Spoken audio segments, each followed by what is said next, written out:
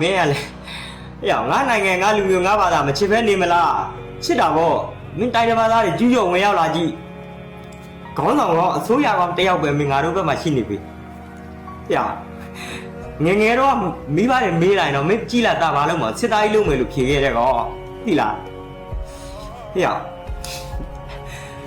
တချို့ကပြောမထွက်တဲ့အရာတွေရှိတယ်တချို့သောအရာတွေကြည့်လိုက်ရဲဘော်မသေးသေးတော့ငရဲမလားတဲ့အဲ့ဒါကပြပနဲ့ရင်ဆိုင်လာရမယ်ဆိုရင်ငါတို့လိုကောင်မျိုးတွေလူငယ်တွေ20ကျော်တွေအယောက်100ခေါ်ကြည့်လိုက်ဆွဲနေကြမလို့ချက်ချင်းဝင်တိုက်မယ်ကောင်လုံးပြမယ်အဲ့လိုမျိုးကောင်တွေစဉ်းစားဗျာခင်ဗျားတို့လည်းစဉ်းစားခင်ဗျားတို့လည်းကိုလိုပညာရှိတွေကြီးပဲဗျာကိုလေးသားအားကြရတယ်လူကြီးပဲနိုင်ငံဒီစစ်တဲ့ဆိုတာတနက်ကင်တာကိုတွေကာဝယ်ပေးတယ်တောင်းနာလေတယ်ငါတို့ကာဝယ်ပေးတယ်ငါတို့ရဲ့စစ်သားကြီးတွေငါတို့သိတယ်လေငါတို့နိုင်ငံကာဝယ်အခုကမင်းစဉ်းစားကြည့်